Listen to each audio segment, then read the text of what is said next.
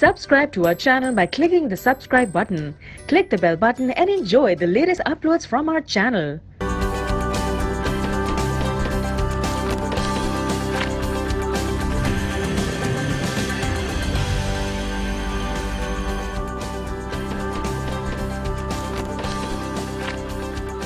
अस्सलामुअलैकुम, good morning. आपके साथ मैं हूँ सबाशी और मैं हूँ साद। तो जनाब, आज है जुमेरात का दिन और आज जो हमारी थीम है, आज जो हमारा टॉपिक है, इंतहाई सेंसिटिव और इंतहाई गौर तलब टॉपिक है।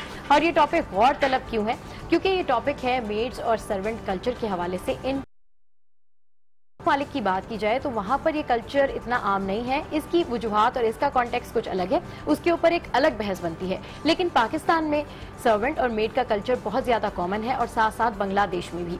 इसमें कोई बुराई नहीं है कि आप सर्वेंट रखते हैं या मेड रखते हैं। बुराई इसमें है कि उनके हवाले से जो खबरें आती हैं, उनके हवाले ओल्ड स्टोरीज होती हैं, उनके ऊपर जो तशद्दुद किया जाता है वो बहुत बड़ी बुराई है। उसका खात्मा कैसे होगा? पाकिस्तान में सर्वेंट कल्चर तो बहुत ज्यादा आम है। कुछ केसेस रिपोर्ट होते हैं, कुछ केसेस रिपोर्ट नहीं होते। आए दिन हम सुनते रहते हैं कि किसी मुलाजमा पे तशद्दुद हुआ, आए दिन हम सुनते हैं कि किसी मुलाजिम पे तशद्दुद हुआ, आए दिन हम सुनते हैं कि 4 साल की बच्ची को मुलाजमा रखा गया और उसके ऊपर तशद्दुद हुआ। फिर चाइल्ड लेबर के हजारों केसेस हमारे सामने रिपोर्ट होते हैं।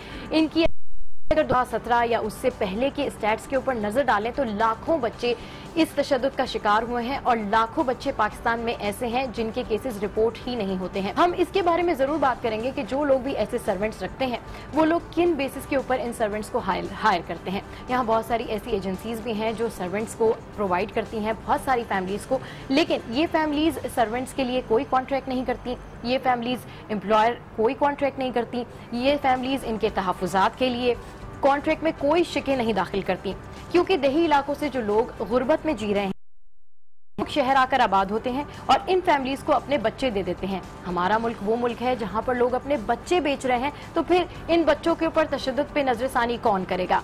जैसे कि तैयबा तशद्दुद केस और ऐसे हजारों केसेस पे आज हम बात करेंगे। Good morning. आज जी बिल्कुल, हमारे माशरे का अलमिया रहा है। यहाँ पर हम जितने भी लोगों को देखें वो जो गुर्बत की लाइन से ऊपर हैं, वो अपने घर में जरूर मुलाजिम या मुलाजमा रखना जरूरी समझते हैं। ठीक है, उसमें कोई बुराई नहीं है, लेकिन अगर देखा जाए तो ये मुलाजिम और मुलाजमा की कोई उम्र भी होनी चाहिए। छोटे बच्चों के हवाले से हम चाइल्ड लेबर क्या बहुत ज्यादा इतने ऐसे कानून बने हैं, लेकिन उन पे इम्प्लीमेंटेशन पाकिस्तान में खास तौर पर होता नजर नहीं आता। अब हम चाइल्ड लेबर को अगर डिस्कस करें तो वो बहुत सारे काम करते हैं, लेकिन अभी चूंकि हम बात कर रहे हैं घर के मुलाजमों के हवाले से, तो घर में भी छोटी उम्र के मुलाजमों को रखा जाता है और बहुत छोटी छोटी बच्चियां जिस तरीके से गुर्बत के माँ बाप यहाँ पर छोड़कर चले आते हैं और बहुत हल्की सी उजरत के बिना पर वो घरों पे छोड़कर चले जाते हैं और उसके बाद पता भी नहीं लेते कि उनके बच्चे का क्या हशर हुआ। उसके बाद अब जिम्मेदारी बनती है उन लोगों की जो इनको हायर करते हैं या फिर अपने घर में एज अ मुलाजिम या एज अ सर्वेंट रखते हैं, लेकिन उनकी जानिब से बिल्कुल भी ख्याल नहीं रखा जाता है, जिसकी वजह से तैयबा केस जैसे लोग इश्यूज हमारे सामने आते हैं। उसके अलावा बहुत से ऐसे केसेस हैं जो रिपोर्ट हो पाए हैं, कुछ नहीं हो पाए। एक ऐसा खास तौर पर जो इशू हमारे सामने उठा हुआ है वो भी अभी पिछले दिनों एक बच्चा जो 11 साल बताई जा रही थी, उसके ऊपर तशद्दुद किया गया और इंतहाई हसास जगहों पर उसको पीटा गया, जिसके बाद उस बच्चे की डेथ हो गई और उस मामले को भी अब दबाने की कोशिश की जा रही है। इस तरह के बहुत से ऐसे वाकयात जो कि दब चुके होंगे, जो कि रिपोर्ट नहीं हुए होंगे, लेकिन पाकिस्तान में बहुत सी ऐसी चीजें जो अब रिपोर्ट होने लगी हैं मीडिया के थ्रू। आज न्यूज ने भी एक पर काम किया है, लिहाजा उसके हवाले से भी हम अपने प्रोग्राम में बात करेंगे। जी हाँ, बिल्कुल। इसी हवाले से मिलवाएंगे आपको एक ऐसी फैमिली से जिसके हाथों एक बच्चा तशद्दुद का निशाना बना।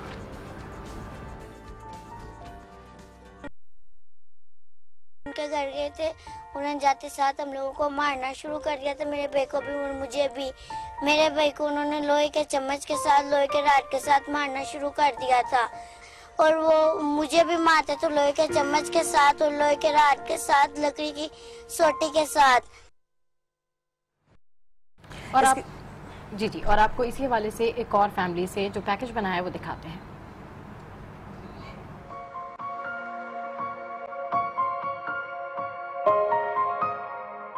किसी भी इंसान से तशद्दुद कानून के खिलाफ वर्जी है। और फिर बच्चियों को आप अपने पास रख के उसके तशद्दुद करना, उसमें 3-4 सेक्शन लग सकते हैं, लेकिन उसमें जो वहां पर फर्स्ट इंफॉर्मेशन रिपोर्ट जो काटी जाती है उसको प्रॉपर तरीके से काटा जाए। एक तो उसकी कन्फाइनमेंट का आ जाएगा, उसको मारने का आ जाएगा, अभी इंजरीज क्या आई है, उसको वाइटल पार्ट पर इंजरी है, ये वो है, उसको देख करके ये किया जाए। और इसके अलावा आपको मिलाएंगे बच्चों के हुकूक के लिए काम करने वाले इदारे इनिशिएटर ह्यूमन डेवलपमेंट फाउंडेशन के सरबराह राना आसिफ साहब से।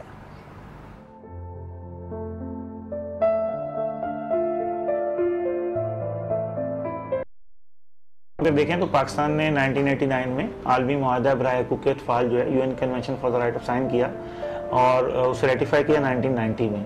तो उसके तहत पाकिस्तान में जो भी बच्चे घरों में काम करते हैं उनको तहफ़्फ़ुज़ देना उसके आर्टिकल 19 के तहत हुकूमत पाकिस्तान की जिम्मेदारी है। आइन का आर्टिकल 25A कहता है कि 5 से 16 साल का हर बच्चा स्कूल में होगा, लेकिन आज भी आप देखें एक अंदाजे के मुताबिक 50 लाख से ऊपर बच्चे घरों में काम कर रहे हैं पाकिस्तान में, तो वो किसी न किसी तौर पर आइन के आर्टिकल 25A से मुस्तफ़ीद होने से महरूम हैं।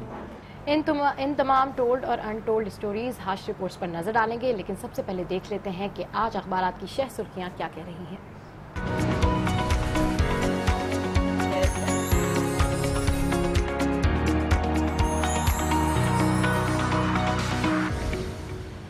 जी नाज़रीन, सबसे पहले मेरे पास है एक्सप्रेस, और एक्सप्रेस में मेन लीड लगी है सुप्रीम कोर्ट के हवाले से, जेआईटी की समाअत के हवाले से, जिसमें सुप्रीम कोर्ट ने कहा है कि नाकाबिले तरदीद शवाहिद पर नाअहली हो सकती है, यानी कि साइंस देना शुरू कर दिए हैं सुप्रीम कोर्ट ने। किसी असासे से ताल्लुक नहीं जोड़ा जा सका है जो डॉक्यूमेंट्स अब तक फराहम किए गए हैं। जेआईटी रिपोर्ट में वजीर आजम पर करप्शन का इल्जाम के लिए फंड्स कहां से लंदन पहुंचे, जवाब अभी तक नहीं मिल रहा। मालूमात छुपाने के लिए तह दर तह ऑफशोर कंपनियां बनाई गई। फाजिल बेंच की जानिब से ये कहा गया है जिल्द नंबर 4 में खतरनाक दस्तावेज हैं, नजरअंदाज नहीं कर सकते। इसके साथ साथ डार की जानिब से ये कहा गया है बयान हल्फी से मुकरे तो मुआफी खत्म। हुसैन के वकील को आज मशीनरी दुबई से जद्दा भिजवाने का रिकॉर्ड जमा कराएगी। आज फिर समाअत होने जा रही है, और आज जो लंदन फ्लैट्स हैं उसके हवाले से जिस तरीके से सुप्रीम कोर्ट ने कल भी अपनी समाअत के दौरान कहा है कि अब तक किसी किस्म के कोई कागजात जमा नहीं कराए गए हैं, लिहाजा आज लंदन फ्लैट्स के हवाले से जो वकील है नवाज शरीफ के, वो बात करेंगे। ठीक है जी। अच्छा, ये तो जेआईटी का सिलसिला है। के सिलसिले से ही आगे मेन लीड लगी हुई है और इंतहाई अहम लीड है, और कतरी शहजादे के हवाले से ये मेन लीड है जो कि तकरीबन ओवरऑल 60 दिनों से तमाम लोगों का महव रहे हैं नजर मरकज। और कतरी शहजादे के हवाले से ये लीड है कि कतरी शहजादे ने 17 जुलाई को अपनी हुकूमत से तस्दीक शुदा खत जेआईटी को भेज दिया, आइंदा हफ्ते दोहा आने की दावत। और साथ साथ इनका क्या कहना है आपको बताते हैं कि यकीन दहानी नहीं कराई गई कि पाकिस्तान के कवानीन का मुझ पर इतलाक नहीं होगा और मैं किसी तहकीकी या अदालती कार्रवाई का हिस्सा नहीं बनूंगा। अगर मुतालबा तस्लीम किया गया तो मुलाकात के लिए तैयार हूं। इंतहाई अहम बयान जो कि जेआईटी के पूरे केस को रुख मोड़ सकता है, उसको मेन लीड का हिस्सा बनाया गया है। इसके बाद हम बात करते हैं नवाज शरीफ की, जिन्होंने कहा है कि आज मेरा तो कल किसी और का हिसाब होगा। गंदी जबान वालों को कौम 2018 में जवाब दे देगी, यानी कि वो खुद बात कर रहे हैं इलेक्शन के हवाले से कि 2018 इलेक्शन में साबित हो जाएगा कि अवाम किसके साथ हैं। इसके अलावा उन्होंने बताया कि 1972 में हमें लूट कर हमसे ही मनी ट्रेल पूछते हैं, आज तक नहीं मुझे पता चला कि ये इल्जाम है क्या, कौन से पैसे दिए जो हम पाकिस्तान से लूट कर दुबई ले गए। इल्जाम लगाने वालों काबा किस मुंह से जाओ हम तुमको मगर नहीं आती, ये शेर भी उनकी जानिब से पढ़ा गया। और पाकिस्तान की पाई का अमीन ना होता तो क्लिंटन से $5 अरब के लेकर एटमी धमाके रोक लेता, ये भी नवाज शरीफ की जानिब से कहा गया है। आज की समाअत के बाद पता चल जाएगा कि लंदन फ्लैट्स, क्योंकि आज की समाअत के बाद हम ये उम्मीद कर रहे हैं कि आज जो नवाज शरीफ के वकील हैं वो मेंशन करेंगे कि लंदन फ्लैट्स का पैसा कहां से आया और फिर वो कहां से खरीदे गए और किस तरीके से आगे बढ़े। इसके अलावा हमारे पास मौजूद है नवाज शरीफ की मुलाजमत दुबई की फर्म ने दस्तावेजात की तस्दीक कर दी है। 2014 तक बतौर चेयरमैन तनख्वाह हासिल की। खलीजी अखबार की जानिब से ऐसा बताया गया और वजीर आजम बनने से कबल इसको जाहिर नहीं किया गया। जेआईटी ने ये बात, जी हाँ बिल्कुल, जेआईटी ने ये बात बिल्कुल मेंशन की है कि जो जस्टिस डिपार्टमेंट है दुबई का, वहाँ से सारी वेरिफिकेशन कराई गई है। और मेफेयर फ्लैट्स की जो बात है, लंदन फ्लैट्स की जो बात है, तो यही कहा जा रहा है कि आज समझ आ जाएगी कि कहाँ से ये फ्लैट्स आए। अच्छा, जो दूसरी लीड है वो भी जेआईटी के हवाले से है। शरीफ फैमिली ने सबूत फराहम जिम्मेदारी पूरी की, कानूनी तौर पर दस्तयाब तमाम दस्तावेजात भी दे दी हैं। JIT ने डिक्लेयर किया शरीफों के असासे आमदन से ज्यादा हैं, लेकिन वजीर आजम या इनके खानदान के किसी फर्द का एक भी गैर एलानिया असासा साबित ना कर सकी। और मेरे ख्याल में आज बहुत इंपॉर्टेंट दिन है, इसका फैसला हो जाएगा। इसके अलावा बात करते हैं फौजी तर्जुमान ISPR के हवाले से भी। जनरल बाजवा का कहना है कि मुल्की दिफा को मजबूत बनाने पर कोई समझौता नहीं होगा। इस पर मजीद भी बात, लेकिन इस वक्त पीपल्स पार्टी के रहनुमा जो हैं वो मीडिया से बातचीत करें, आपको लिए चलते हैं। बजट के लिए आया है, 17 तारीख की उसकी डेट है और उसी दिन या अगले दिन फॉरेन मिनिस्टर कतर के यहाँ आए हैं। मेरे सवाल निशान उठता है कि वो खत फिर से कैसे पहुंचा यहाँ पे, बड़े खास पोस्टल एड्रेस है।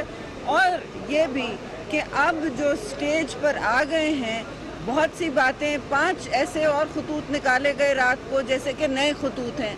सारे पुराने दस्तावेज को नए प्रोग्राम में नया पेश किया गया ताकि ये डिलेइंग जो टैक्टिक्स है, ये खास टैक्टिक चल रही है डिले की। और सियालकोट में बिला इश्तिहार भारतीय फायरिंग की गूंज में, बिला इश्तिहार भारतीय फायरिंग की गूंज में प्राइम मिनिस्टर वहां गए हैं।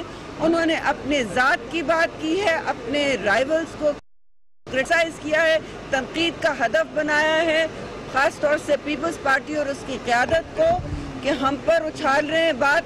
सियालकोट में जो हो रहा है, बजाय उनको विजिट करने के लाइन ऑफ कंट्रोल तो छोड़ें, उन्होंने जिक्र तक नहीं किया कि लाइन ऑफ कंट्रोल पर क्या हो रहा है।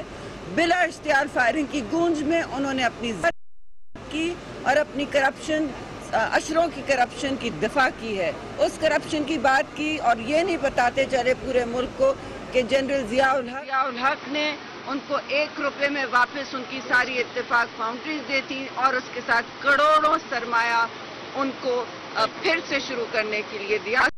असल बात यह है कोई अभी तक मुअस्सर जवाब नहीं आया है। इतने दिनों के सवालात के बाद JIT को मुतनाज़ा कर दिया गया है। हमें भी बताया जाए ये कौन सी साजिश है, कहां से ये साजिश खुली है। चलिए करें।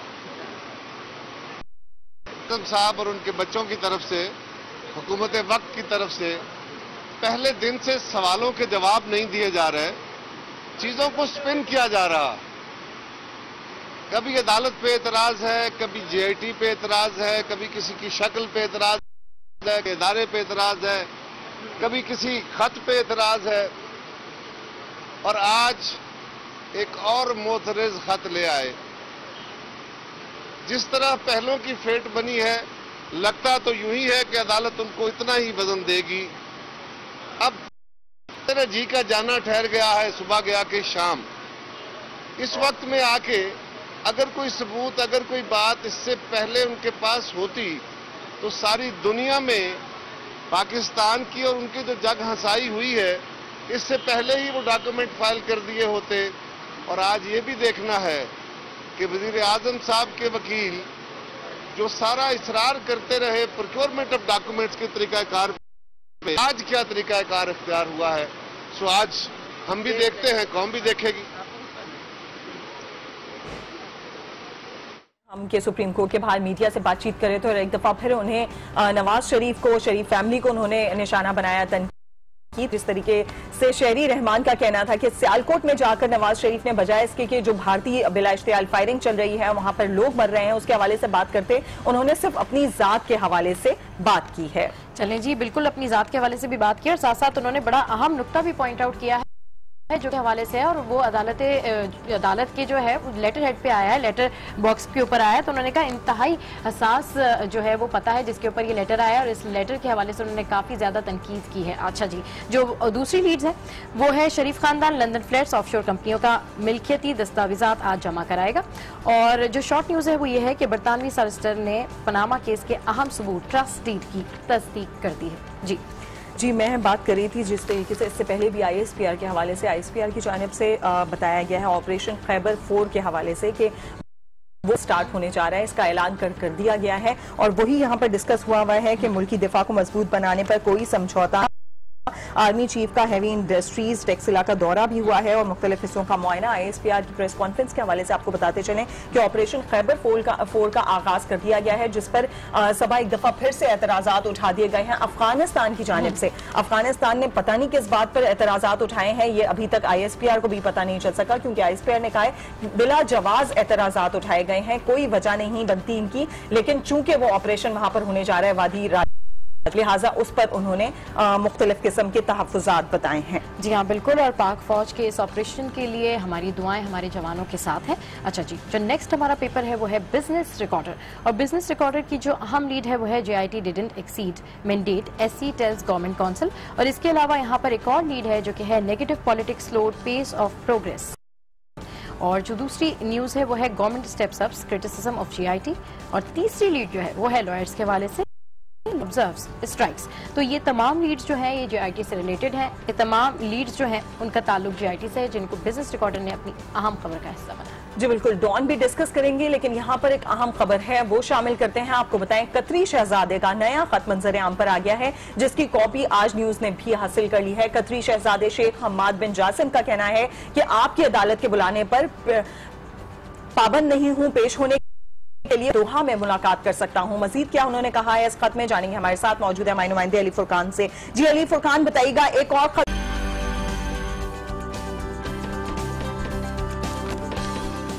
Welcome back to good morning. आज और एक दफा फिर से हम समातों की बात करेंगे, तो यहाँ आपको अहम खबर से आगाह करें कि सुप्रीम कोर्ट में पनामा अमल दरामद केस की समाअत जारी है। हुसैन और हसन नवाज के वकील सलमान अकरम राजा दलाइल जा रहे हैं और कतरी खत और साथ साथ लंदन फ्लैट्स का मामला ज़ेरे बहस है। तो बात हो रही है आज चाइल्ड लेबर के हवाले से, बात हो रही है आज डोमेस्टिक वर्कर प्रेशर के हवाले से। तो आपको बताएं कि पिछले दिनों उकाड़ा के नवाही गांव से ताल्लुक रखने वाले 2 बच्चों को लाहौर में एक मिनिस्टर के घर में तशद्दुद का निशाना बनाया गया, जिसके बायस एक बच्चा इसी वक्त अपनी जान से हाथ धो बैठा था। जी बिल्कुल, इंतहाई अफसोसनाक वाकया पेश आया था। एक्सक्लूसिव स्टोरी थी आज न्यूज की। इसी के हवाले से आपको बताएं कि ऐसी खबरों ने माशरे को झंझोर डाला है। हमारी टीम ने मुतासरा खानदान से बात की है। ये पूरा वाकया पेश कैसे आया ये जानने की कोशिश करेंगे। आइए आपको दिखाते हैं।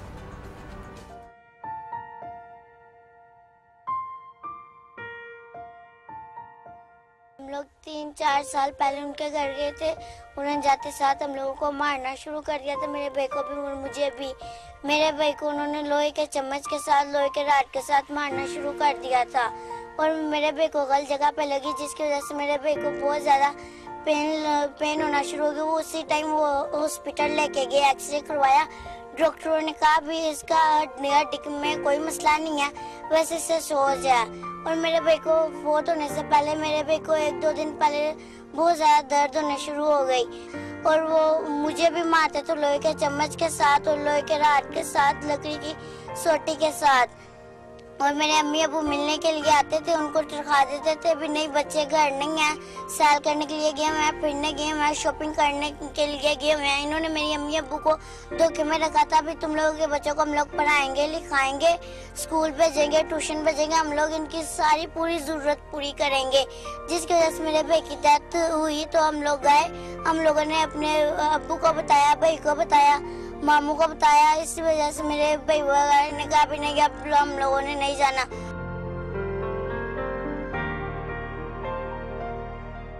उन्होंने कहा जी बच्चे हैं तो इधर ट्यूशन पढ़ा देना, असी उन्होंने खुद खर्चा भी उठाएंगे, उन्होंने पढ़ाएंगे भी साथ। वो जी पढ़ावन के बावजूद ना तनख्वाह मिलती थे, ना पढ़ाई भी उन्होंने गई जी।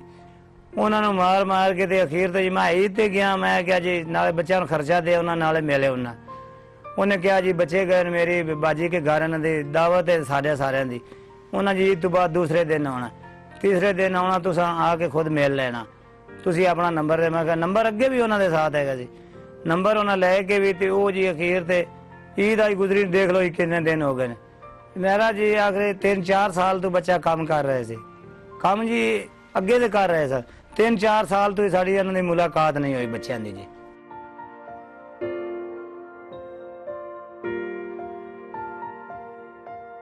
जब मैं उनके घर गया तो मैंने जब देखा जाके बच्चे को जाकर, तो उसके चेहरे के ऊपर ना ऐसे जैसे किसी ने नोचा हुआ है, नाखूनों के निशान थे। तो मैंने उधर जाके मैंने शोर डाला कि मैं अभी 15 पे कॉल करता हूँ और मीडिया वाले को बुलाता हूँ और इस तरह मैंने डेड बॉडी नहीं लेके जानी। जब मैंने इतनी बात की तो उनकी बेटी बड़ी और साथ में उनका बेटा अहमद, उन्होंने मेरे साथ तसादुम किया और मेरे साथ झगड़ना शुरू कर दिया।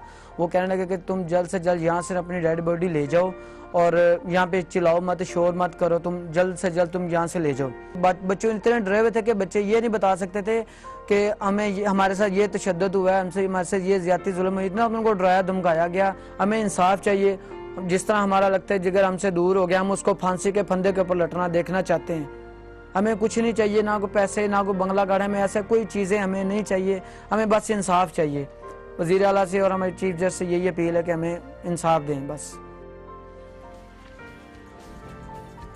इंतहाई अफसोसनाक सूरत हाल, बिल्कुल देख के अफसोस होता है कि हमारे मुल्क में हो रहा है जहां पर इस्लाम को मानने वाले लोग रहते हैं और जहां पर एक दूसरे शख्स की जबान तक की बोला जाता है कि उससे भी नुकसान ना पहुंचे दूसरे को, और कितना ज्यादा तशद्दुद का निशाना बनाया गया, वो भी छोटे से बच्चों को। इस पर भी मजीद बात करेंगे। नाज़रीन, आपको बताएं कि पाकिस्तान में भी बच्चों से मुशक्कत करवाना जुर्म है, लेकिन पाकिस्तान में चाइल्ड लेबर एक समाजी जरूरत बन चुकी है। एक तहकीक के मुताबिक पाकिस्तान में चाइल्ड लेबर सबसे ज्यादा है। जी हाँ, दूसरी जानिब कुछ गैर मुल्की एनजीओज और पाकिस्तान की फलाही तंजीमें पाकिस्तान में चाइल्ड लेबर के खिलाफ काम कर रही हैं। इसी हवाले से हमारी टीम ने इनिशिएटर ह्यूमन डेवलपमेंट फाउंडेशन के सरबराह से बात की है। आइए देखते हैं कि ये क्या कह रहे हैं।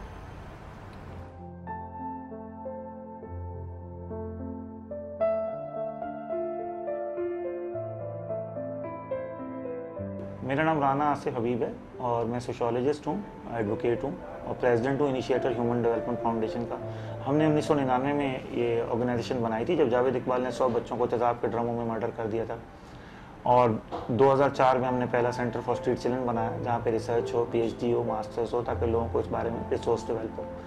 और उसके बाद पाकिस्तान की पहली 4 डिजिट हेल्पलाइन 1091, ताकि हम पूरे नेशन वाइज मिसिंग और किडनैप बच्चों को फैमिली यूनिफिकेशन उनके करा सकें। हम अगर देखें तो पाकिस्तान ने 1989 में आलमी मुआहदा बराए हुकूक अतफाल जो है UN convention for the right of sine किया और उसे रेटिफाई किया 1990 में। तो उसके तहत पाकिस्तान में जो भी बच्चे घरों में काम करते हैं उनको तहफ़्फ़ुज़ देना उसके आर्टिकल 19 के तहत हुकूमत पाकिस्तान की जिम्मेदारी है। लेकिन बदकिस्मती से जब उन्होंने चिल्ड्रन एम्प्लॉयमेंट एक्ट बनाया तो उसमें सिर्फ फॉर्मल सेक्टर को टारगेट किया गया। उसके बाद जो पहला सर्वे पाकिस्तान में चाइल्ड लेबर का आपको मिलता है वो 1996 में ILO IPAC का सर्वे, जिसमें सिर्फ 3.3 मिलियन बच्चे आपको नज़र आते हैं कि वो काम करते हैं। वो सिर्फ फैक्ट्रीज़ के अंदर बच्चे हैं और उसमें भी लेबर इंस्पेक्टर को वज़ीर आला से पूछना पड़ता है अगर उन्होंने फैक्ट्री में कोई विजिट करना है। तो ये मैं समझता हूँ मुकम्मल एम्पावरमेंट नहीं है।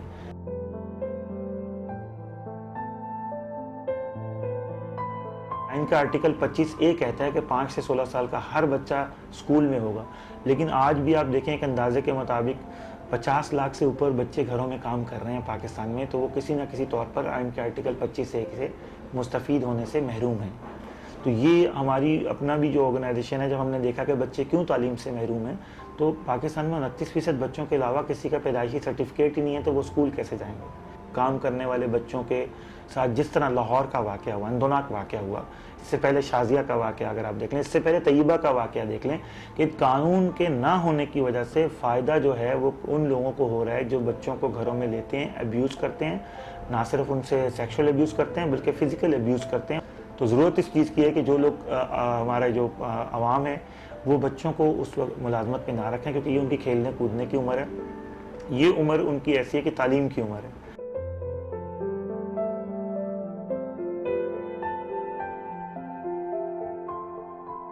पाकिस्तान उन ममालिक में शामिल है जिसने बच्चों के ख़रीदो फ़रोख्त और पोर्नोग्राफी के जो ऑप्शनल प्रोटोकॉल है अक़वाम मुत्तहिदा का, उसके ऊपर भी पाकिस्तान ने दस्तखत किए हैं, उसकी तौसीक़ की है।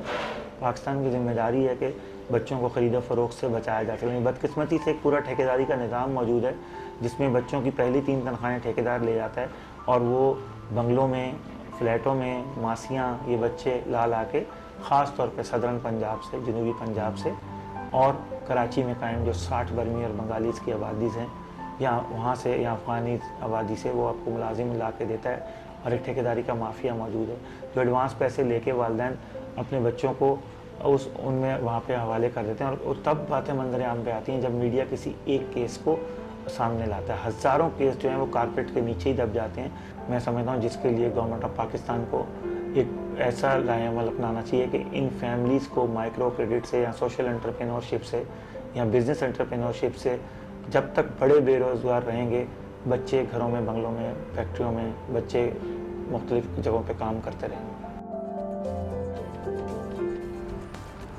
जी बिल्कुल, राना आसिफ की बातें आपने सुनी। उम्मीद की किरण है हमारे माशरे में अगर बुरे लोग हैं तो अच्छे लोग भी हैं। इस हवाले से मजीद बात करेंगे, लेकिन अभी वक्त हुआ है शो में एक ब्रेक का। Stay with us.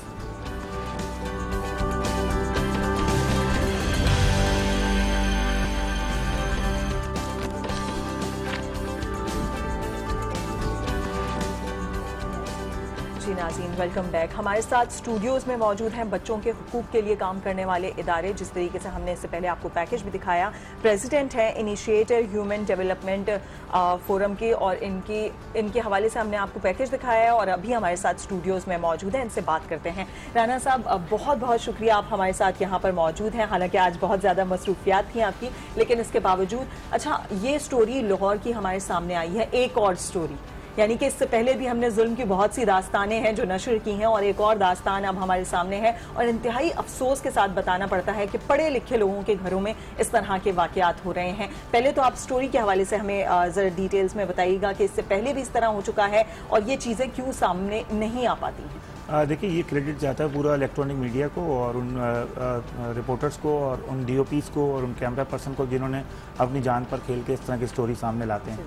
और ये स्टोरी अपने अंदर कई कहानियाँ लिए छुपी होती है कि हमारा समाजी निज़ाम बिल्कुल कोलैप्स कर गया और हमारा जो हम सिर्फ इकनॉमिक बेनिफिट के लिए हम इन बच्चों से काम करवाते हैं और काम के साथ साथ हम इन्हें जुल्म और तशद्दुद का निशाना बनाते हैं कि कोई हमारी पोजीशन की वजह से कुछ नहीं बिगाड़ सकता। और रूल ऑफ लॉ जिसे हम कहते हैं वो हमें कहीं नज़र नहीं आता। गरीब अगर इंसान है वो अदालतों में धक्के खाता रहेगा एक FIR के लिए, और अगर कोई असर रसूख वाला बंदा तो उसकी 60 FIR मैं खुद कोर्ट में देखता हूँ एक ही दिन में ख़त्म हो जाती है जी। तो ये दोहरा निज़ाम जो है, मैं समझता हूँ ये बहुत बड़ी अफसोस की बात है। और पाकिस्तान जैसे मुल्क में जहाँ 43% बच्चों की पॉपुलेशन हो, आपके पास अदली तलली मिनिस्ट्रियाँ मौजूद हैं, एक मिनिस्टर भी चाइल्ड राइट्स का नहीं है। आपने वुमेन डेवलपमेंट की मिनिस्ट्री रखी हुई है, सोशल वेलफेयर की रखी हुई है, आपके पास एक चाइल्ड राइट्स की मिनिस्ट्री का तक बनाने का वक्त नहीं है। और आप बड़ी वो होली पे और दिवाली पे आप लोग तस्वीरें बच्चों के साथ खिंचा के और शो करते हैं जी हम चिल्ड्रन के साथ। आपके एक्शन जो हैं वो शो करेंगे कि आप कितने बच्चों के साथ मुखलिस हैं। जी बिल्कुल, आप कह रहे हैं कि कोई राइट्स नहीं है, कोई एसोसिएशन नहीं बनी हुई, कोई इस हवाले से लॉ पे इम्प्लीमेंट नहीं होता। तो बिल्कुल आर्टिकल 17 के तहत इन तमाम लोगों के लिए एक एसोसिएशन बनाई जाती है और इनका ये राइट्स है कि अगर वो रीजनेबल वे में अपनी एसोसिएशन बना के अपनी आवाज़ को पार्लियामेंट तक या पूरे मुल्क तक या मुल्क से बाहर तक पहुँचा सकते हैं तो वो पहुँचा सकते हैं। लेकिन उसके लिए भी हम देखते हैं कि कोई खातिर ख्वाह काम नहीं किया जाता। अच्छा, चाइल्ड लेबर के हवाले से बात हो रही है तो गुड मॉर्निंग आज ने आज इस इशू को उठाया है, क्योंकि पाकिस्तान में ऐसे बहुत सारे केसेस हैं जो कि हार्श रिपोर्ट्स बन जाते हैं, अनटोल्ड स्टोरीज हैं। और चाइल्ड लेबर का शिकार वो बच्चे भी होते हैं जो कि एम्प्लॉय होते हैं, लेकिन सबसे ज़्यादा चाइल्ड लेबर का शिकार या सबसे ज़्यादा तशद्दुद का निशाना वो बच्चे भी बनते हैं जिसके बारे में अभी आप बात कर रहे थे कि वो फैमिलीज़ के अंदर होते हैं। वो टॉर्चर के बाद हॉस्पिटल पहुँचते हैं, लेकिन फिर भी वो बता नहीं पाते हैं कि एक्चुअली फैक्ट्स क्या हैं, एक्चुअली प्रॉब्लम क्या थी। डॉक्टर देख के वैसे ही अंदाज़ा लगा रहा होता है। राना आसिफ साहब, आपने बहुत सारे बच्चों के लिए काम किया है, स्ट्रीट से लेके अब माशाल्लाह से आपने इस काम को बहुत आगे बढ़ा लिया और बहुत ज़्यादा खिदमत कर रहे हैं आप पाकिस्तान की। क्या समझते हैं कि इस मसले को एक्चुअली सॉर्ट आउट किस तरह किया जा सकता है? सबसे पहले तो ज़रूरत है कि हम अपना जो ख़ास तौर पे जो कानून साजी है नेशनल लेवल की और प्रोविंशियल लेवल की, 18वीं तरमीम के बाद सूबों का अब ये खदशा गलत हो गया कि जी हमें वफाक काम नहीं करने का। अब सूबों ने 18वीं तरमीम के बाद अपनी कानून साजी खुद करनी है। जब आप पैसे मांग रहे हैं वफाक से तो फिर आप कानून साजी भी खुद करें।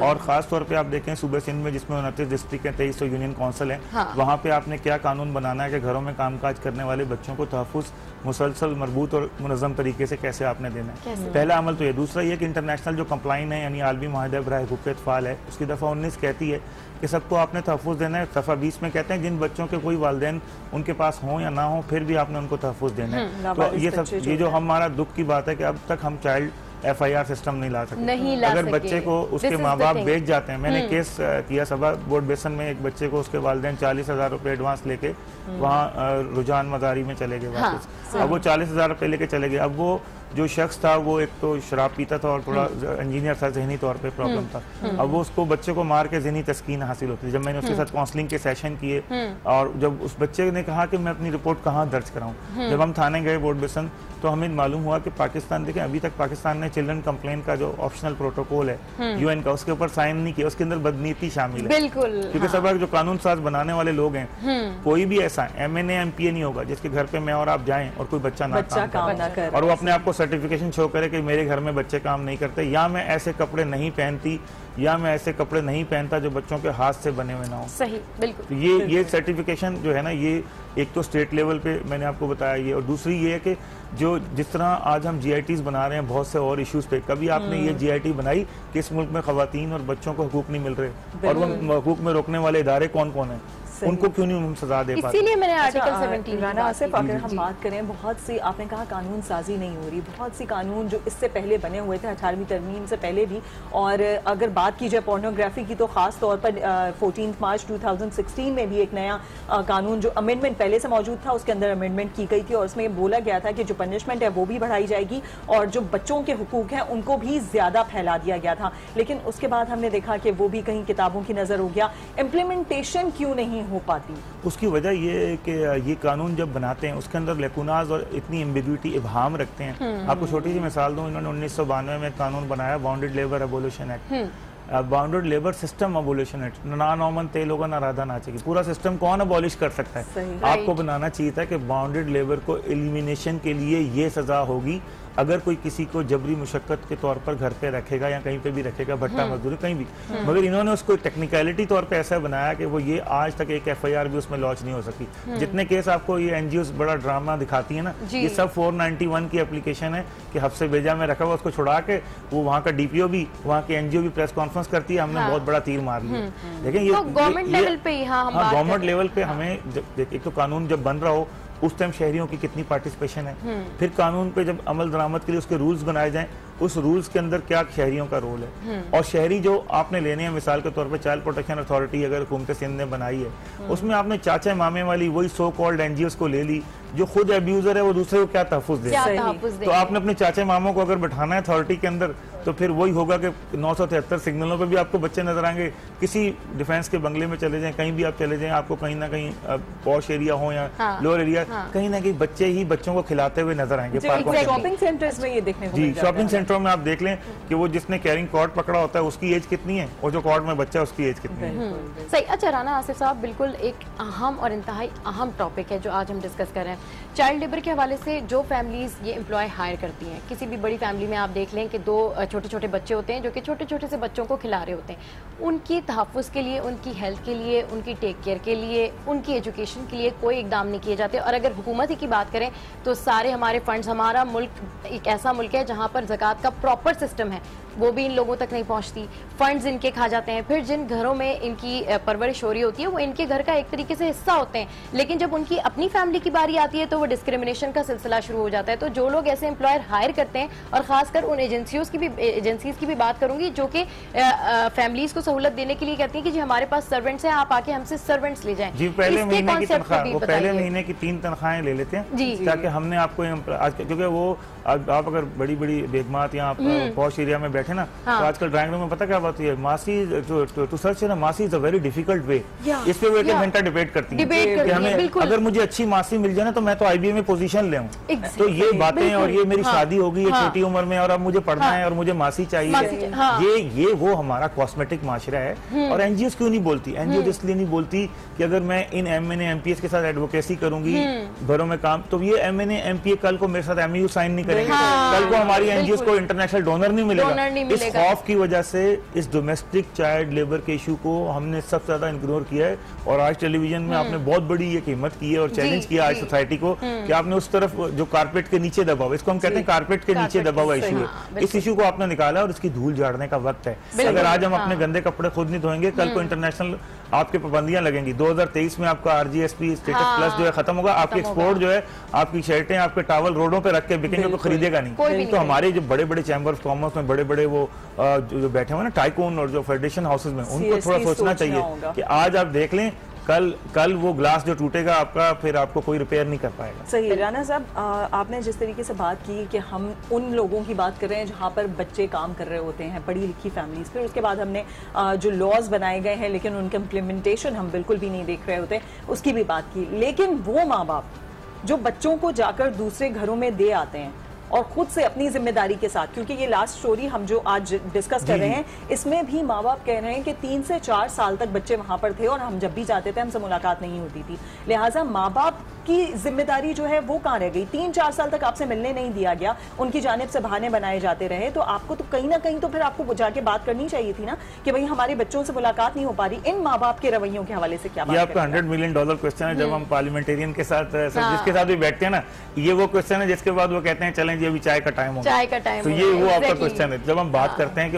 अगर आपने चाइल्ड प्रोटेक्शन का सिस्टम पंजाब में destitute and neglected children act 2004 बनाया, आपने Sindh child protection authority act 2011 बनाया, केवीके में आपने 2010 में, और भाई उस लॉ में मुझे ये दिखा दो उन वालिदैन को क्या सजा दी जाएगी जो वालिदैन अपने बच्चों का इस्तेहसाल कर रहे हैं। वो इस्तेहसाल तो बहुत छोटा वर्ड है, लेकिन मैं आपको बताऊं कि ये सबसे बड़ी बात है कि उन्होंने बच्चों को कमोडिटी समझ लिया। वो कहते हैं ये कमोडिटी है, ATM मशीन है, इसको जाके मैं बंगले पे जमा कराऊं और इसके पैसे लेके हम लोग उससे अयाशी करें और घर पे बैठें। और ये उस बच्चे को आप जिस दोज़ख में फेंक के आते हैं, आपको ये नहीं पता कि जब वो आप देखें, एक जनरल सी मेरी ऑब्जर्वेशन है कि मैंने देखा 20 साल में कि सबसे बड़ी जो काम कराने वाले बच्चे हैं वो एक पहली पाबंदी उनकी क्या होती है कि आपने आके मिलना नहीं है। ठीक। अच्छा राना आसिफ साहब, बिल्कुल आपने सही बात की कि पेरेंट्स वाली, आपको याद होगा आपके साथ हमने इसके ऊपर पूरी डॉक्यूमेंट्री की थी और उनका भी यही कहना था वालिदैन का कि हमारे पास गुर्बत ही इतनी है तो हम सवाल उठाने के अहल ही नहीं रहते हैं। जी बिल्कुल, आपको याद होगा हमारे माशरे में जो भी कोई बुराई होती है उसका एक एक्सक्यूज देते हैं, गुर्बत है। अगर कहते हैं रोडों पे कचरा तो गुर्बत है। नहीं, बहुत सारे जो अपने बच्चों को साथ भी लेके बैठे हैं। देखें, आप कभी गुर्बत में किसी, आप देखें ऐसे भी गरीब लोग हैं जो थोड़ी सी एक झोंपड़ी होगी लेकिन साफ सुथरी होगी, और ऐसे भी अमीर लोग हैं जो 5 करोड़ का घर बनाते हैं, 5000 का गटर नहीं बनाते। सही। राना साहब, बहुत अच्छे तरीके से हमने कवर किया उन लोगों को भी जो इसके ऊपर इस पूरी चीज का जो मामला है उसकी वजह बनते हैं, और फिर वो सारे माँ बाप भी जो अपने बच्चों को देकर आ जाते हैं। और खास तौर पर आपकी तरफ देखा जाए तो एक उम्मीद की किरण पैदा होती है कि वाकई जहां बहुत ज्यादा बुरा हो रहा है तो अच्छे करने वाले लोग भी मौजूद हैं। इंशाल्लाह हमारे आज के ट्रांसमिशन से बड़ी अवेयरनेस जाएगी और हम कोशिश करेंगे जो नाज़रीन देख रहे हैं ये पैगाम दूसरे लोगों तक पहुंचाएं। बिल्कुल बिल्कुल, thank you so much Rana साहब। और राना साहब जिस तरीके से बात कर रहे थे कि हमें खुद से भी कोशिश करनी चाहिए, सबको अपनी अपनी जगह पर रहकर अपना अपना किरदार अदा करना होगा। ये माशरा, ये सोसाइटी इसी तरीके से बेहतर बनाई जा सकती है। बिल्कुल। और गुड मॉर्निंग आज बच्चों के हुकूक के हवाले से और ह्यूमन राइट्स के हुकूक के हवाले से हमेशा आवाज उठाता रहा है, और इन्हीं पेरेंट्स के बारे में इससे पहले हमने रमेश कुमार साहब से भी बात की थी और उन्होंने बड़ी डिटेल डिस्कशन की थी, और उसमें यही था, कंक्लूजन यही था कि जी गुर्बत एक एलिमेंट है जो कि आगे आ जाती है, उसके बाद फिर इस तरह के प्रोसेस को आगे बढ़ाना जरा मुश्किल हो जाता है। आपको बताएं कि पाकिस्तान में बच्चों पर जिनसी तशद्दुद की खबरें तो तवातुर से आती रहती हैं, जिसने बहुत से खदशात को जन्म दिया है। क्या कानून में मौजूद सकम की वजह से ऐसे दिलखराश वाकयात पेश आते हैं, या फिर मुल्जिमान को मिलने वाली खुली छूट ऐसे वाकयात में इजाफे का सबब है? ऐसे ही कई अहम सवालात के जवाब हासिल करने के लिए गुड मॉर्निंग आज की टीम ने लॉयर और सिंध बार काउंसिल की एग्जीक्यूटिव कमेटी के चेयरमैन अब्दुल वहाब बलोच से मुलाकात की है और उनसे मालूम करने की कोशिश की गई कि कानून इस हवाले से क्या कहता है और किस हद तक कारामद होता है। आइए आपको भी दिखाते हैं।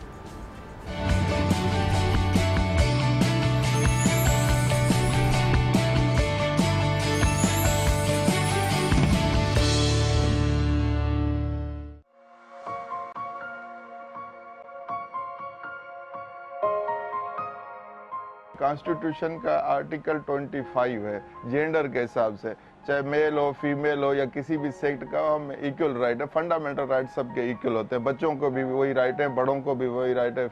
देखें, किसी भी इंसान से तशद्दुद करना वो कानून के खिलाफ वर्जी है, और फिर बच्चियों को आप अपने पास रख के उसके तशद्दुद करना, उसमें 3-4 सेक्शन लग सकते हैं, लेकिन उसमें जो वहाँ पर फर्स्ट इंफॉर्मेशन रिपोर्ट जो काटी जाती है उसको प्रॉपर तरीके से काटा जाए। एक तो उसकी कन्फाइनमेंट का आ जाएगा, एक उसको मारने का आ जाएगा। अभी इंजरीज क्या आई है, उसको वाइटल पार्ट पर इंजरी है, ये वो है, उसको देख करके ये किया जाए।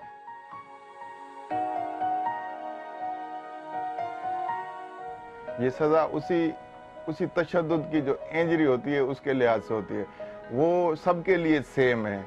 वो पीपीसी में उसका दिया हुआ है सेक्शन, मैंने आपको बताया 37 जो करता है वो इंजरीज को वो डिफाइन करता है कि क्या कौन सी इंजरी होगी, उसके मुताबिक उसको सजा दी जाती है। अगर किसी की हड्डी टूट जाए या किसी के ऊपर कत्ल, एकदम कत्ल हो जाए, तो फिर ये लाइफ तक चली जाती है, उम्र कैद हो जाती है। चाइल्ड लेबर के लिए जितने भी हम इम्प्लीमेंटेशन होनी चाहिए, कानून की इम्प्लीमेंटेशन होनी चाहिए, तो उसके लिए सजाएं भी हैं अपने किस्म की, और ये खुद सोचना चाहिए लोगों के कि हम दूसरे के बच्चे को रख रहे हैं, तो हो सके तो आप किसी के बच्चे को एजुकेशन दें। ये बिल्कुल मना है कानूनन किसी बच्चे से लेबर लेना।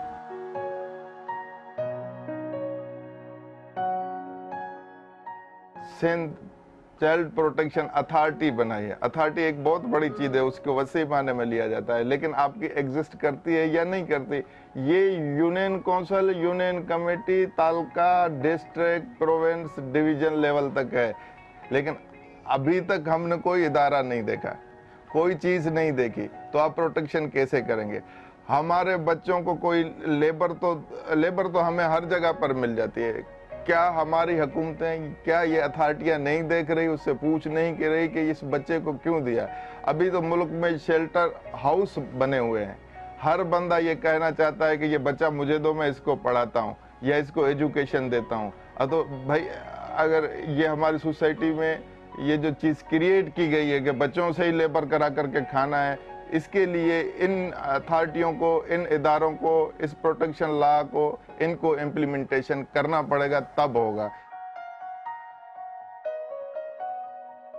यहाँ फुकदान यही है कि हुकूमतें ऊपर सतह पर देख रही है, हमारा जो आने वाला नस्ल है वो तबाह हो रहा है, बच्चे हमारे काम कर रहे हैं, वालिदैन को, उस घर को भी, हम सारे लोग स्टेट के हैं। ये सारी है, ये चाइल्ड लॉ प्रोटेक्शन सारी चीज़ें, ये एक वायलेशन ऑफ लॉ है। इसको प्रिवेंट करने के लिए खुद को भी, अपने आप को भी प्रिवेंट करना है कि मैं इस बच्चे को काम पर नहीं रखूं, इस बच्चे को तरगीब दूं कि ये स्कूल जाए और ये काम करे। ये सारी चीज़ें हैं, ये लॉ मौजूद है लेकिन इम्प्लीमेंटेशन नहीं है। तो जनाब लॉ मौजूद है लेकिन इम्प्लीमेंटेशन नहीं होता। आगे बढ़ते हैं और इस वक्त हम आ चुके हैं हमारी रैपिड रेसिपी के सेशन पे, और मावरा क्या बना रही हैं ये आपको बताते हैं। आज तो झटपट खाना बनाना है और वो भी मज़ेदार, तो देखना पड़ेगी मावरा की रैपिड रेसिपी।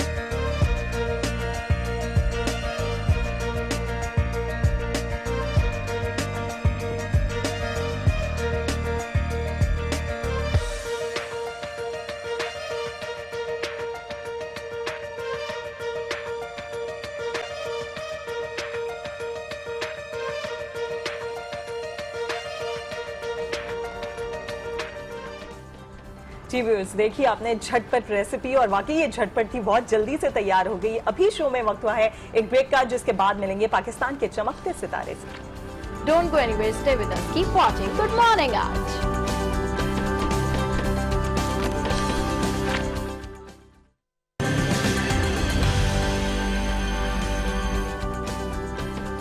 शो में एक दफा फिर आपको खुश आमदीद कहते हैं और शो को आगे लेकर चलते हैं और बात करते हैं चमकते सितारों की। जी हाँ, आज भी स्टूडियोज में हमारे साथ मौजूद हैं एक चमकते सितारे जिनका नाम है आरिफ अंसारी और ये वाटर कलर आर्टिस्ट हैं। इनसे बात करते हैं इन्होंने अब तक क्या कुछ किया है। जी आरिफ साहब, सबसे पहले तो शो में आपको खुश आमदीद कहते हैं और उसके बाद आपसे जानना चाहेंगे कि आर्टिस्ट की पहले तो आप डेफिनेशन बताएं, आर्टिस्ट होता क्या है? आर्टिस्ट बेसिकली आप किसी भी चीज से इंस्पायर होकर कोई चीज क्रिएट करते हैं तो this is called art. This is my theory. Create करते हैं, खूबसूरत बात यह है कि कोई चीज क्रिएट करते हैं, क्योंकि अपनी चीज क्रिएट करना लोगों के लिए बड़ी मुश्किल बात होती है। आपने कहा कि आप वाटर कलर आर्टिस्ट हैं, कौन सी टाइप और होती हैं इस पेंटिंग में और आपने वाटर कलर ही क्यों चूज किया? आर्ट में डिफरेंट मीडियम्स होते हैं, लाइक ऑयल पेंटिंग्स है, एक्रेलिक पेंटिंग्स है, स्कल्पचर है, इसी तरह वाटर कलर भी एक मीडियम है। और एकेडमिक्स के टाइम से ही मुझे वाटर कलर ज़्यादा फैसिनेट करता था कि आप उसमें बहुत ज़्यादा वर्किंग कर सकते हैं, तो इसलिए मैंने इसको अपना आगे प्रोफेशन भी इसी चीज़ को कंटिन्यू रखा। अच्छा ये बताएं, डेफिनेटली वाटर कलर आर्टिस्ट के लिए बड़ा मुश्किल होता है कलर्स के साथ प्ले करना, और अगर आपने कोई पेंटिंग बनानी है, आपने कोई इमेजिनेशन सोची हुई है और फिर उसको अपने कलर्स के थ्रू प्रूव करना है, तो सबसे पहले जहन में क्या बात आ रही होती है कि यार कौन से कलर्स का इंतखाब किया जाए, क्या किया जाए कि बड़ी इन्हेंसिव सी और बड़ी एक्सप्रेशंस के साथ एक पेंटिंग सामने आए? बहुत प्लान करना पड़ता है। वाटर कलर बेसिकली बहुत एक्सरसाइज और बहुत प्रैक्टिस के बाद आप कंट्रोल कर पाते हैं। इसके लिए आपका ये बहुत टाइम टेकिंग जॉब है। बेसिकली इसमें आपको कोई चांस नहीं होता कि आप सेकंड स्ट्रोक या कोई जैसे ऑयल और दूसरे मीडियम्स के अंदर आप ओवरलैपिंग कर सकते हैं, लेकिन water colour is a transparent medium, तो इसमें आपको टोटली जो है वन गो के अंदर पेंटिंग करनी होती है। अच्छा, यानी कि कोई गलती की गुंजाइश नहीं होती। गलती गुंजाइश बिल्कुल नहीं होती। मैं नॉर्मली पेंटिंग्स वगैरह देखती हूँ तो लोगों का कहना, आर्टिस्ट का ये कहना होता है, आर्टिस्ट की अपनी दुनिया होती है, वो अपनी बातें करते हैं। उनसे पूछा जाए ना कि आपने ये क्या चीज़ बनाई है, बस जहन में ये था, मूड ये था, तो बस हमने कैनवस पे इसको शिफ्ट कर दिया। क्या वाकई ऐसा हो सकता है?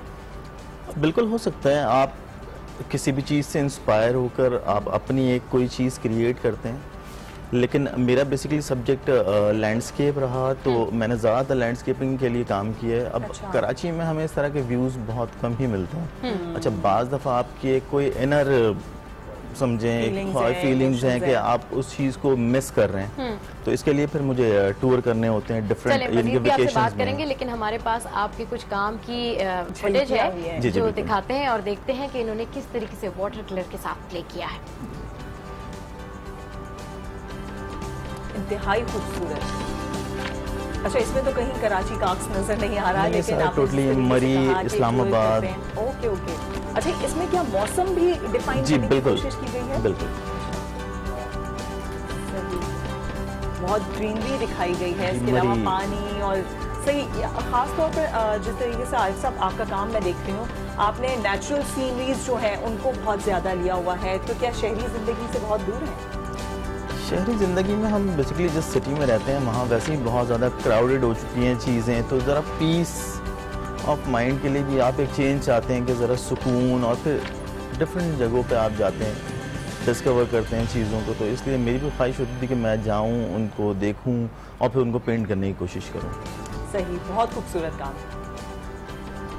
इंतहाई खूबसूरत। हमने आपकी पेंटिंग देखी, इंतहाई खूबसूरत से जो है आपने कलर प्रेजेंट किए हैं और बहुत ज़बरदस्त तरीके से पेंट किया। और एक चीज़ जो मैं बहुत ज़्यादा इमेजिन कर रही थी और देख रही थी वो ये थी कि इतनी नीटनेस, इतनी सफाई आपके काम में, मतलब कलर अगर फैले हुए भी हैं तो वो नीट तरीके से फैले हुए हैं। अगर कलर की आपने सिलेक्शन भी की है तो इतनी जबरदस्त सिलेक्शन की है। डेफिनेटली पेंटर, कोई भी पेंटर हो, वो नेचर को कैनवस पे या पेंटिंग के थ्रू उतार तो लेता है, लेकिन वो उसको फ्रेम के अंदर फिट इन करना, उसकी पेंटिंग करना, उसके कलर्स की सिलेक्शन करना, दिस इज बिग थिंग। और जैसे कि मैंने शुरू में कहा कि वाटर कलर्स के साथ में प्ले करना इट इज वेरी डिफिकल्ट, क्योंकि आपको वन गो में जाना होता है। मुझे ये बताएं कि जब आप वाटर कलर के साथ प्ले कर रहे होते हैं, किसी नेचर को बना रहे होते हैं, जरा सा कलर अगर फैल के नीचे आ गया तो उसको बैलेंस करने के लिए, क्योंकि मैं ये करती थी कि उसको बैलेंस करने के लिए दूसरा वाला कलर उसके नीचे लगा देती थी, यही तरीका है इस पेंटिंग का। देखिए, कलर थ्योरी बेसिकली आपको स्टडी करना होता है। अच्छा। जब तक आपको कलर थ्योरी के बारे में नहीं पता कि कौन सा कलर किस कलर का कंट्रास्ट है, ये बाकायदा पूरा एक प्रॉपर प्रोसेस है। और वाटर कलर के अंदर कुछ चीज़ें वेट ऑन वेट की जाती हैं, इसके डिफरेंट स्टेजेस हैं। कि आपने स्टेप बाय स्टेप काम करना है, वन गो के अंदर तो हो रहा है, लेकिन उसमें भी प्लान करके करना होता है कि आपने फर्स्ट स्टेप के अंदर वेट ऑन वेट किया, उसके बाद सेकंड स्टेप में थोड़ा सा ड्राई हुआ तो फिर तो इस तरह से वो लेयर्स में होता चला जाता है। ठीक है, चले जी, थैंक यू वेरी मच। बहुत ज़बरदस्त हमारे पास आज तारे ज़मीन पे बैठे हैं और वाकई जिस तरीके से इन्होंने पेंटिंग बनाई है तो वाकई में पाकिस्तान के चमकते सितारे। Wish you best of luck. जी बिल्कुल, आगे बढ़ते हैं। प्रोग्राम का अब इख्तिताम होने जा रहा है। जाते जाते एक अच्छी बात और सबा, एक छोटा सा एक्सपीरियंस जो मैंने कल देखा, जो मेरे साथ कल हुआ कि कल बारिश थी और सिविक सेंटर के एरिया में बहुत ज्यादा ट्रैफिक जैम था और पीछे से एक एम्बुलेंस आ रही थी और मैं वहीं ट्रैफिक में फंसी हुई थी और इंतहाई अफसोसनाक सूरत हाल के बहुत सी गाड़ियों ने मेरी गाड़ी समेत हम लोगों ने जगह दी और एक लेन राइट लेन खाली की ताकि वहां से एम्बुलेंस जो है वो गुजर जाए। लेकिन उसी टाइम पे जब वहां पर जगह खाली हुई है तो एक बाइक वाला और एक रक्शे वाला आ गया। लिहाजा मैं तो ड्राइव नहीं करी थी, सब हस्बैंड मेरे ड्राइव कर रहे थे और मैंने फौरन से स्टीयरिंग पे हाथ रख के हॉर्न पे हाथ रख दिया और ये सिर्फ मैंने नहीं किया, आसपास जितनी गाड़ियां थी उन सब ने किया, जिसके बाद वो जो रक्षा और बाइक वहां पर आई थी वो फौरन से वहां से हट गई और एम्बुलेंस को रास्ता दे दिया गया। तो प्लीज आप अपने बड़ों छोटों के साथ ये बात डिस्कस किया करें कि अगर कहीं पर एम्बुलेंस आ रही है तो उसको रास्ता दे दिया करें और इस तरह के मौसम में जब मुश्किल हो मूव करना तो कोशिश करें कि एम्बुलेंस जल्दी से जल्दी हॉस्पिटल पहुंच सके। जी हाँ, बिल्कुल, ह्यूमैनिटी को सेव करना सबसे अव्वलीन फरीजा है। जी बिल्कुल, प्रोग्राम का वक्त जो है वो खत्म हो चुका है। नई खबरों के साथ, नई बातों के साथ और एक बहुत अच्छी सी शानदार सी सुबह के साथ कल फिर आपके सामने हाजिर होंगे। लिहाजा देखते रहिए गुड मॉर्निंग आज।